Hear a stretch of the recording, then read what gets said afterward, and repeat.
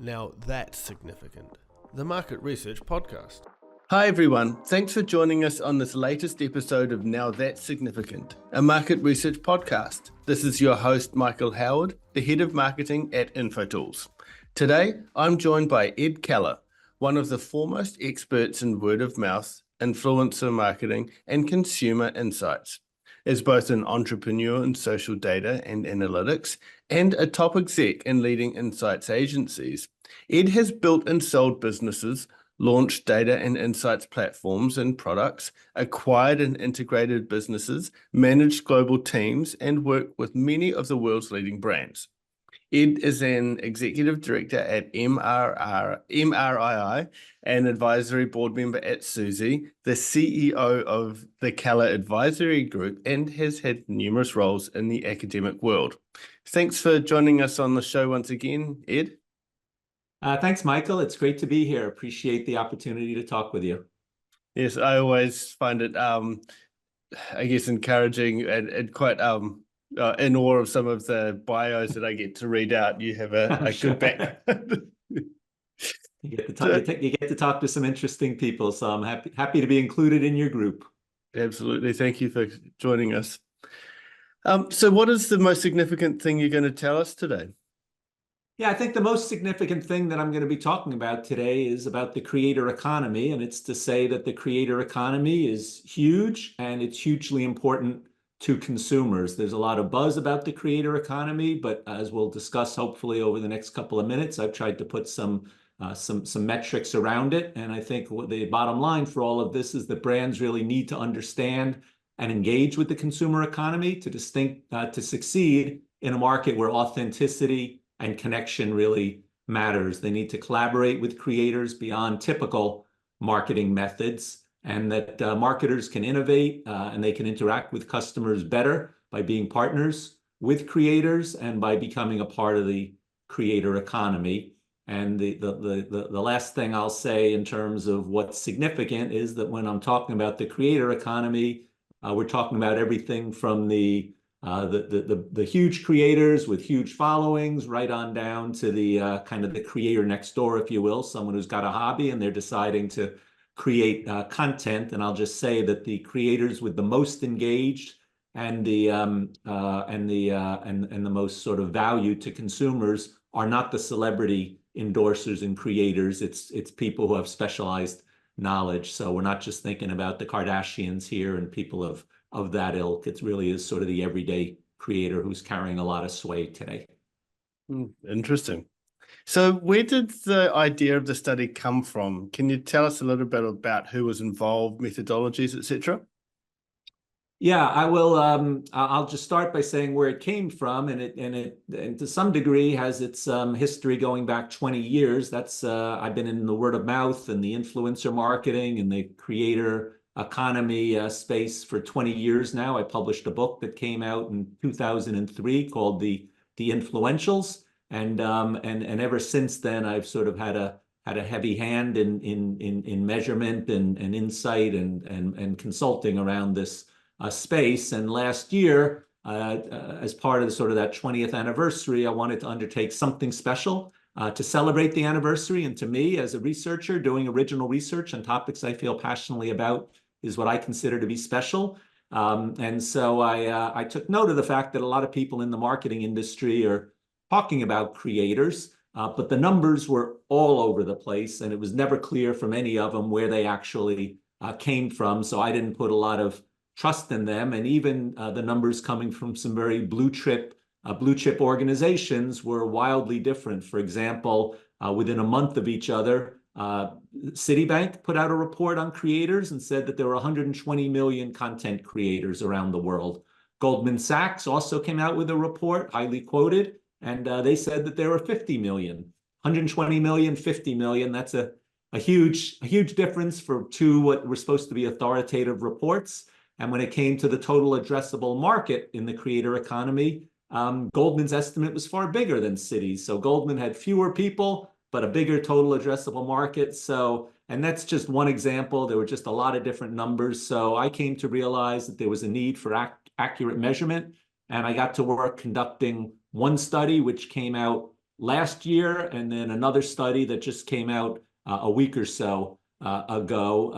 And so the more recent one, to answer your question about sort of how it got done, was a study that looked at the consumers of creator content. So it was done in the US, where I'm from, and it was based upon, what a national cross-section of Americans, what's the role of creator content in their lives. We published a study called Unveiling Influence, the impact of creators on American consumers' lives. I partnered with a longtime colleague of mine, Heather Evans. We worked together for many years at my company, the Keller Advisory Group, which then became Engagement Labs.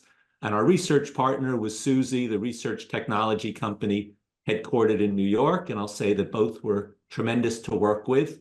And we wanted to measure on an accurate and a projectable basis how much consumers interacted with creator content, what types of content, what platforms they were using, how does creator content differ in their minds from traditional advertising. And so to do all that, we interviewed a nationally representative sample of about 1,150 consumers, ages 16 to 54. The interviews were conducted online by Suzy in March of 2024.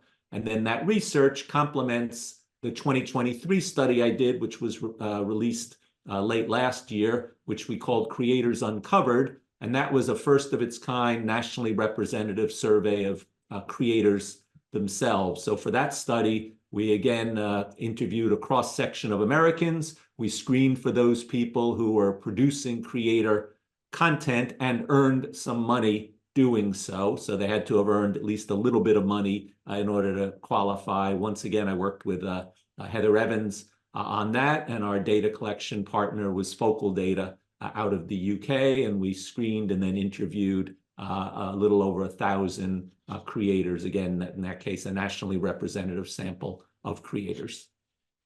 Yeah, just reminds me of something that happened a couple of years ago with my 5-year-old. She would take our devices, our phone or whatever, record a video of something, and then flip the camera back around.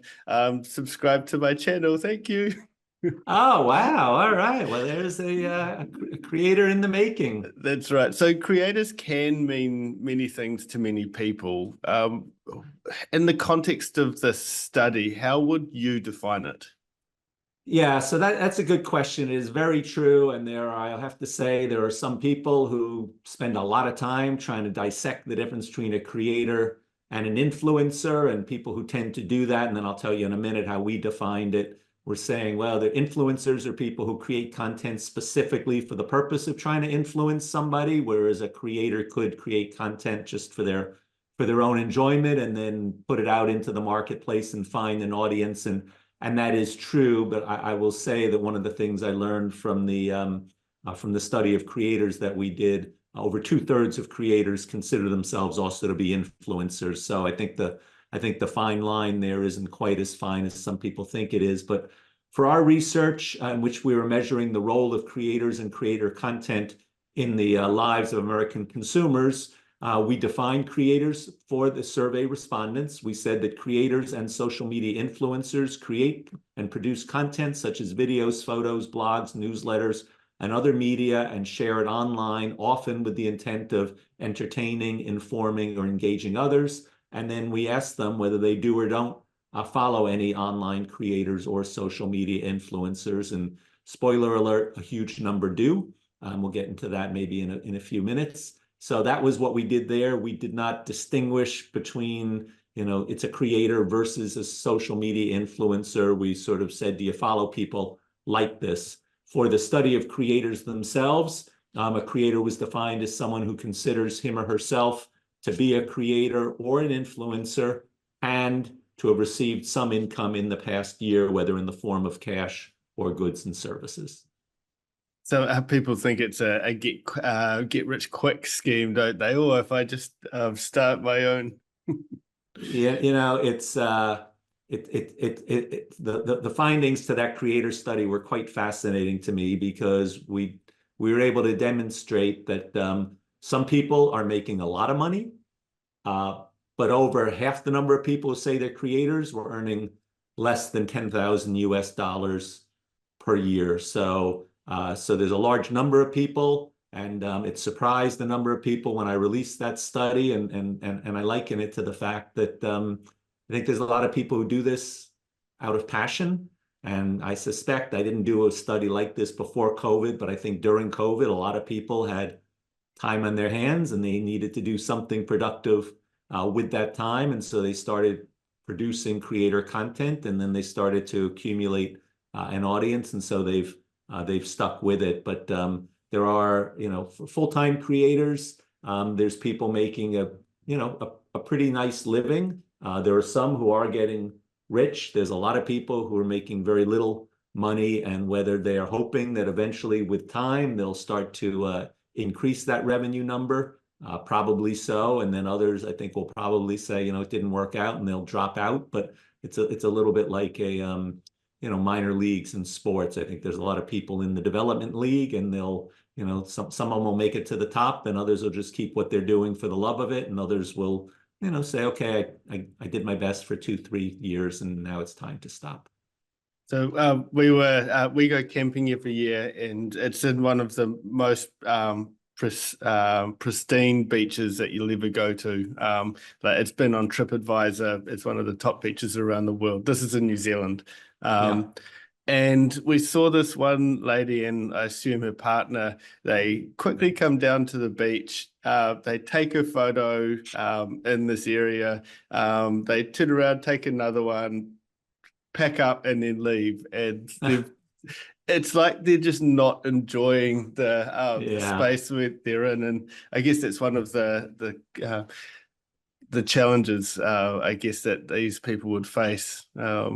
Or that tension, rather. Yeah, they're just literally putting their little toe in the water, if that. So, so can you share with us what the report revealed in terms of the size of the creator economy?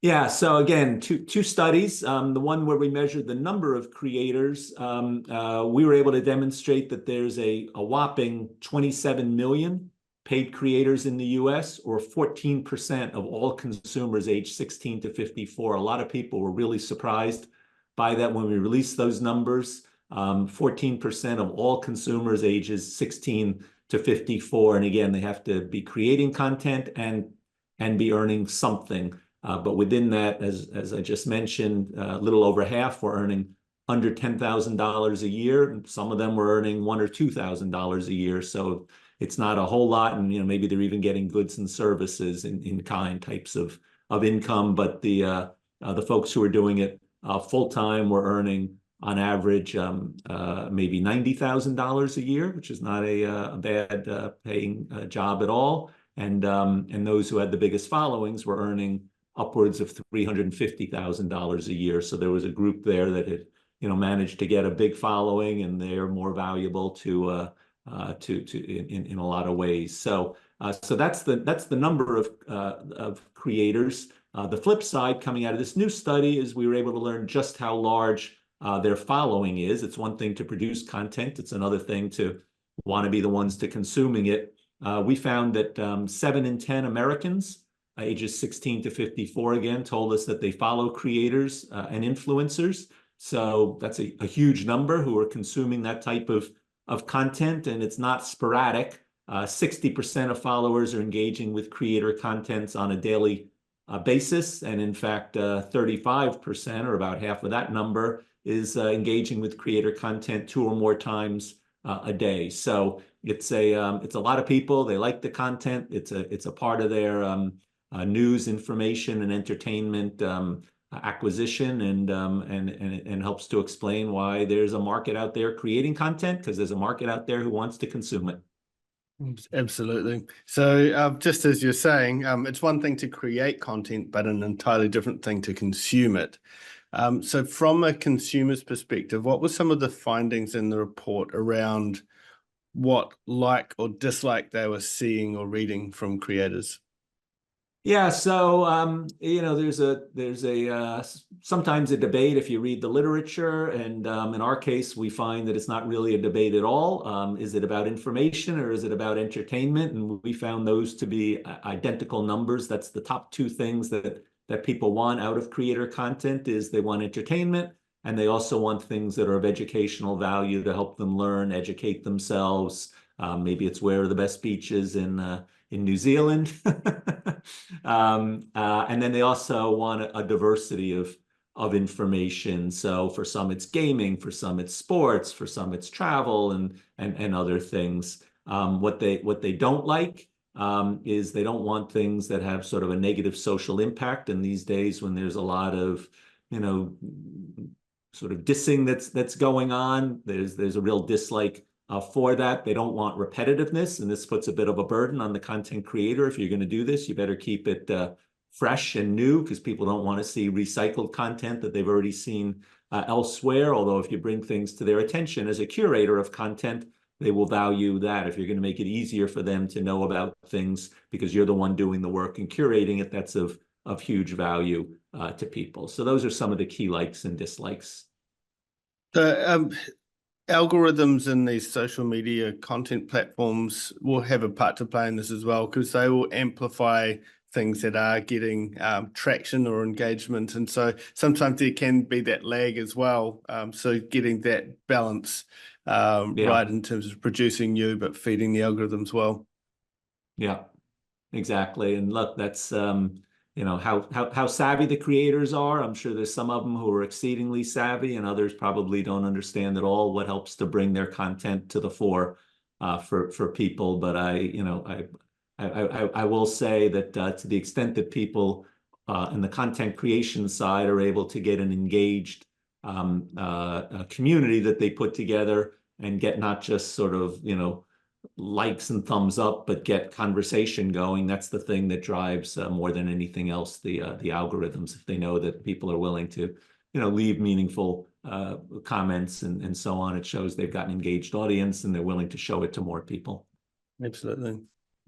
So like many industries or facets in life, there's that tension between the new and the traditional.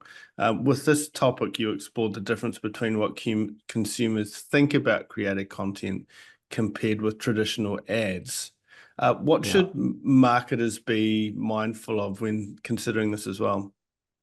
Yeah, so we did ask them to think about traditional ads, think about creator content on a whole host of dimensions, and I will say that first, on every one of about 10 different dimensions, creator content beat advertising, and so that's one thing that advertisers need to keep in mind. And some of them I think were ones that you'd expect, like the content shareable. Okay, I'm consuming content on a social platform as opposed to watching it on television. Of course, it's shareable, but also on dimensions like the content is relevant. Creator content won by a 4-to-1 margin. It makes an emotional connection, more than a 3-to-1 margin. The content's trustworthy. The content is unique, almost a 3-to-1 margin for creator content over advertising. So I think this is part of why I said at the beginning, when you asked me what's significant, is I think marketers need to understand this.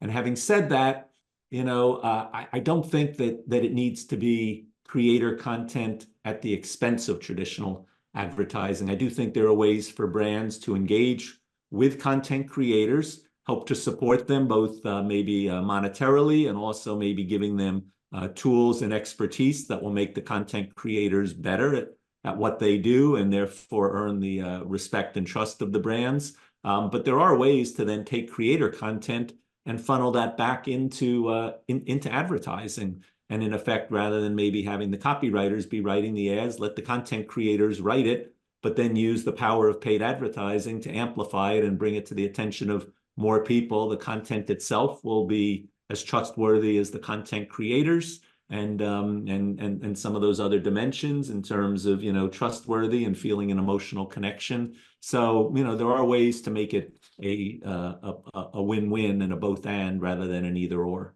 Do you think content creators will take over the Super Bowl at one stage? I suspect if it hasn't already happened, at some point there'll be a few of them, and then we'll see how well those ads do in the ways that people evaluate Super Bowl content. But I think the whole world of Super Bowl advertising has changed to help amplify ads in anticipation of the Super Bowl and create a sort of a groundswell of support. So I think brands are already doing that, whether the ads on Super Bowl day themselves will be creator made. Probably, there'll undoubtedly be some contests and so on if there haven't already been. So Yeah, sure. So were there any categories that stood out from an engagement perspective? yeah, and I'll say that this sort of ties in nicely to my word of mouth research over the course of many years, where the things that people like to talk about are the things that they do and the products that they consume on a daily basis. And in the case of creator content, it's very much the same. So food, beverage, and cooking content is the winner, with 65% of respondents telling us that they like that. Entertainment is not far behind at 62%. So, what are the two things most of us do most in life? We eat and we entertain ourselves. So those are the things that stand out on a content creation basis as well. Beauty and fashion, health and wellness also get majorities who say they follow content creators in those categories. And then it's a very long tail after that in terms of more specialized areas of interest. But those are sort of the top five.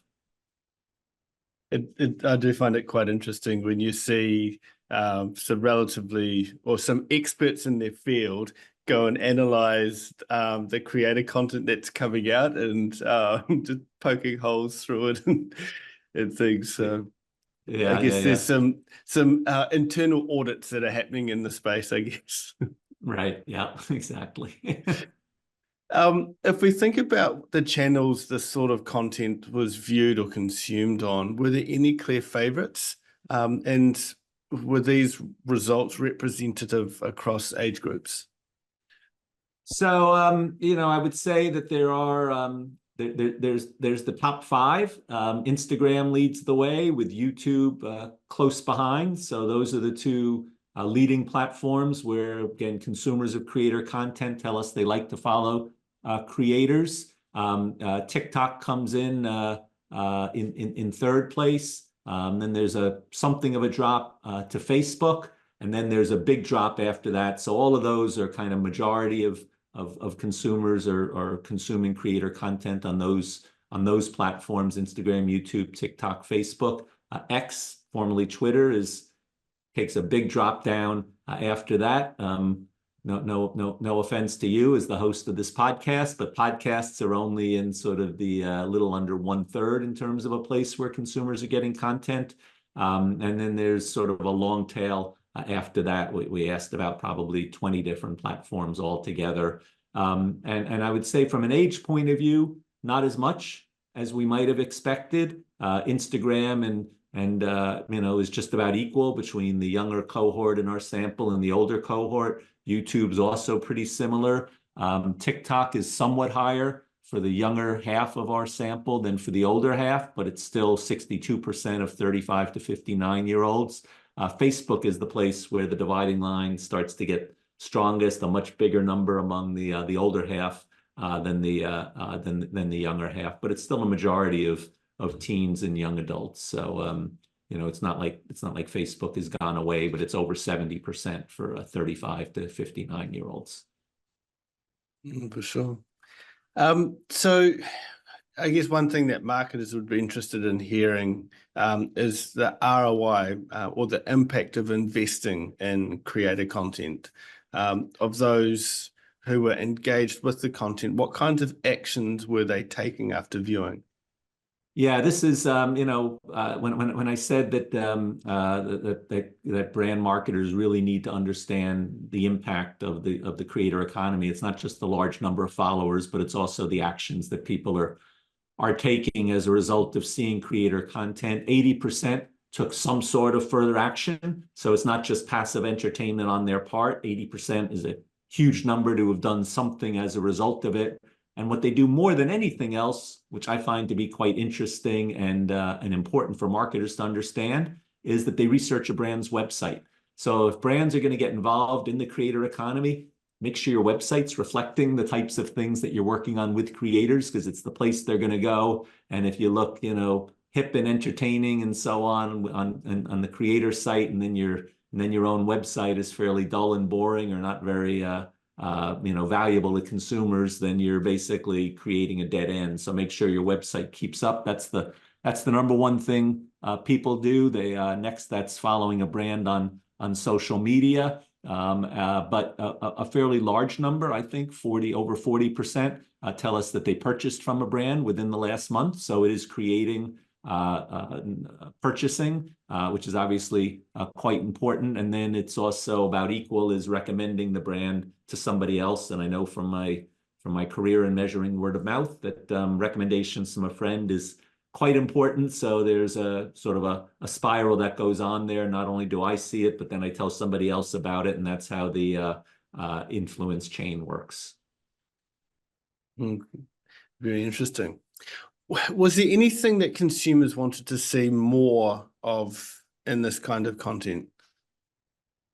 Yeah, I mentioned earlier that there's a strong appetite for entertainment, and that highlights kind of the ongoing need for content that provides an escape or amusement. So, and alongside entertainment, product reviews turn out to be quite important to people, which underscores sort of the trust that is placed in creators for honest and useful insights in terms of goods and services. And so people are looking for real recommendations from real people, rather than strictly kind of brand created, sponsored entertainment. So those two stand out. And I also mentioned earlier that it's kind of entertainment on the one hand and educational on the other. People want news they can use, information that's valuable to them. And so they want to sort of learn and expand their knowledge, whether it's going to YouTube to learn how to do something they don't know how to do now, or asking for product ratings and seeing influencers who are talking about the relative merits of one type of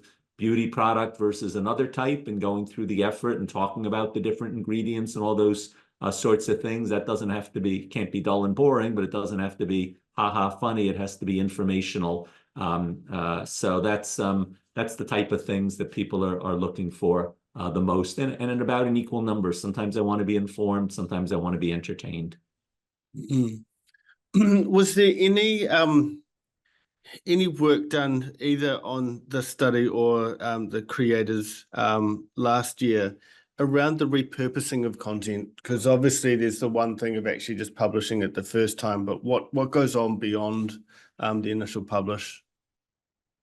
Yeah, look, I think this is some of the difference between the creators who have managed to find large followings and are making a lot of money at this, and those who are earning a little bit of money, but they haven't really learned quite yet. There's a lot of ways that the various platforms are helping to support creators, and I think some are making very good use of it, and for others it's a little bit of a mystery, and so they're just sort of putting out content, maybe responding to people who engage with them, but they're not figuring out how to be multi-channel with what they're doing, and putting out stuff on YouTube and then turning from YouTube and onto their blog posts or onto newsletters that they're putting out. And, I think there's a lot of knowledge to be gained and learned, and there's people, including creators, who will help educate other creators on how to make their content go further. I've been a part of some of those events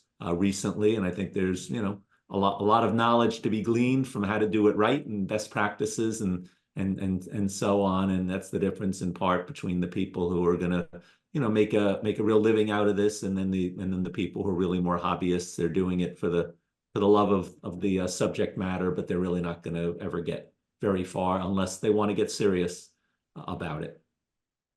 Absolutely. Yeah, because there's the one thing, like this podcast, for instance, it may just turn up in someone's Spotify feed or Apple Podcast account. But then, as you're saying, we've got a blog of it that will come soon, a YouTube video, and then also some little cut downs, etc., on LinkedIn as well. So it's trying to find where consumers are dwelling and then serve them with that. And if it's interesting enough, it will get the engagement and the likes, and hopefully it'll help them as well. So yeah, and then and then not to tell you how to do your business, because I'm sure you're doing it quite well. But then there's also the ways to sort of find other people who are posting things that are relevant and start to comment there. And then, as we've learned on our podcast, blah, blah, blah, here's, I'm going to contribute to your content. So you're both contributing new and original content to their posts, which they appreciate, but you're also letting people know that you've got a podcast. And if they find your comment to be interesting enough, they'll follow the chain back to your podcast, and you'll gain a new subscriber. So, it's not something that happens overnight without any effort, but the rewards can be quite good. That's right. So lastly, what were some of the key takeaways that brands and marketers can expect from the findings? Yeah, there were kind of 5 or 6 key takeaways, and I should say that our report is available for free download on the keller-advisory.com website. So we're not selling this. It's it's thought leadership and available to the marketplace. But so number 1 is just where I began, that creators are capturing America's attention. We revealed here a huge percentage of the American population who follows creators, about 70%, with more than 4 in 10 doing so on a daily basis. So this is very much a part of people's information and entertainment budget, and something that they're quite excited about. We also talked about the fact that creator content beats advertising on every single dimension that we looked at.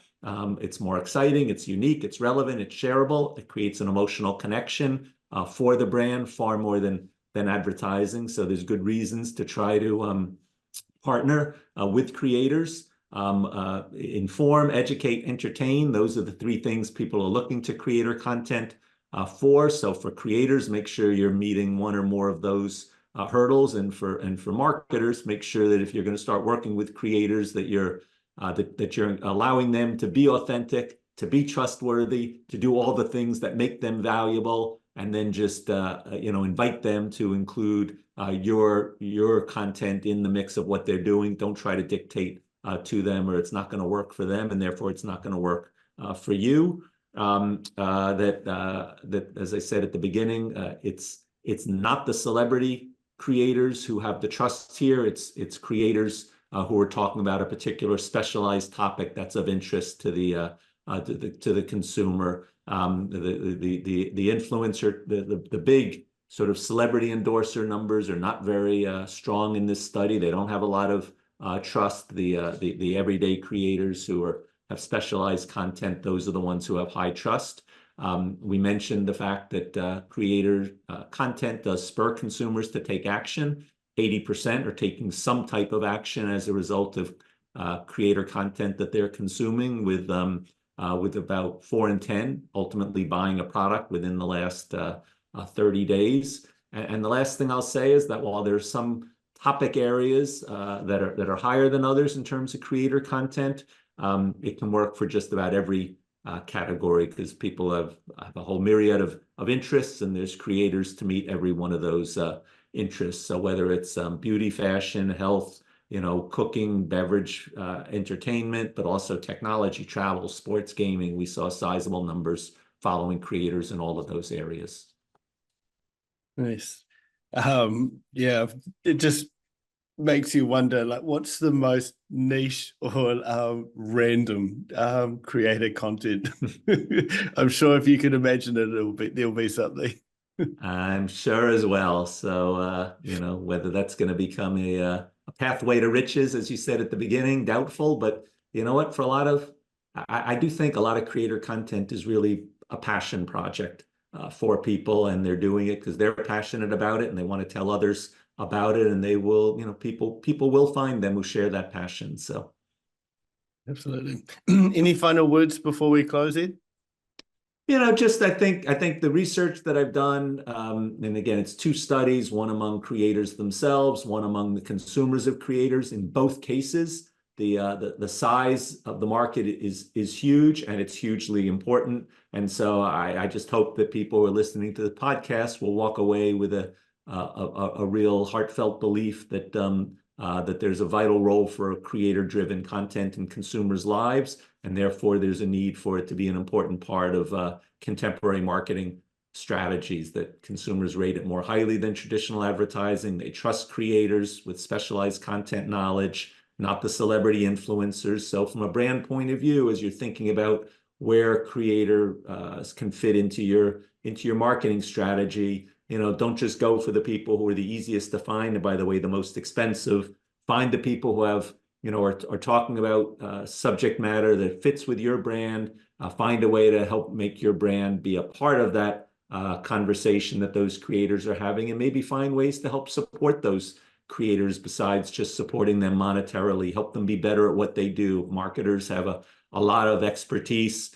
Share it with the creators, help them be better at what they do, and then organically your brand will make its way into their content. And so finding the right creators and the preferred content types is essential. And by leveraging consumer insights and testing, we feel like brands can optimize their strategies, ensuring that there's an alignment with the audience's interest and helping to amplify brand messaging effectively as a result. Well, it's all really interesting, and I appreciate you taking the time to share this with us, Ed. It's been a pleasure to be on your show for a second time. I really enjoy the podcast myself, and I hope maybe we'll have a chance to talk again. Fantastic. Thank you very much. And thank you to also those who have listened in today. If you have liked what you've heard, feel free to check out the report as well. So Ed Keller, the Keller Advisory Group. You can find it on Google, LinkedIn, anywhere you can search for things. We'll also put a link in the show notes as well. Feel free to subscribe to the podcast and share it with others too. Until next time, thanks for listening to Now That's Significant.